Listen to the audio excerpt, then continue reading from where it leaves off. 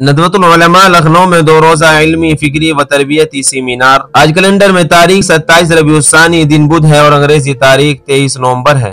عالم اسلام کی ممتاز دینی درسگاہ دارالعلوم ندوۃ العلماء لکھنؤ کسی بھی تعارف کا محتاج نہیں ہے۔ یہ ادارہ پوری دنیا میں اسلامی تعلیمات، اسلام کی نشر و اشاعت اور اسلام کی ترویج و تفہیم کے لیے مشہور ہے۔ استاد العلماء حضرت مولانا سید محمد رابع حسنی ندوی دامت برکاتہم العالیہ، ناظم اعلیٰ دارالعلوم ندوۃ العلماء لکھنؤ و صدر آل انڈیا مسلم پرسنل لا بورڈ کی سرپرستی میں دارالعلوم ندوۃ العلماء لکھنؤ میں اسلامک فقہ اکیڈمی کے 2 روزہ سیمینار کا آغاز۔ افتتاحی نشست میں مولانا خالد سیف اللہ رحمانی سمیت سرکردہ علماء کی شرکت۔ آل انڈیا مسلم پرسنل لا بورڈ اور اسلامک فقہ اکیڈمی کے جنرل سیکریٹری مولانا خالد سیف اللہ رحمانی نے اپنے صدارتی خطاب میں علماء کے مابین اتحاد پر زور دیتے ہوئے کہا کہ اہل علم کی ذمہ داری اب مزید بڑھ گئی ہے۔ عوامی سطح پر علماء کو آگے آنا ہوگا اور ملت کی صحیح رہبری کرنی ہوگی۔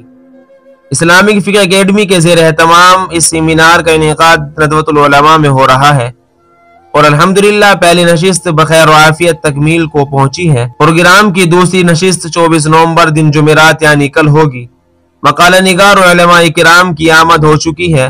انشاءاللہ سیمینار کا محقق و کامیابی سے ہمکنار ہوگا۔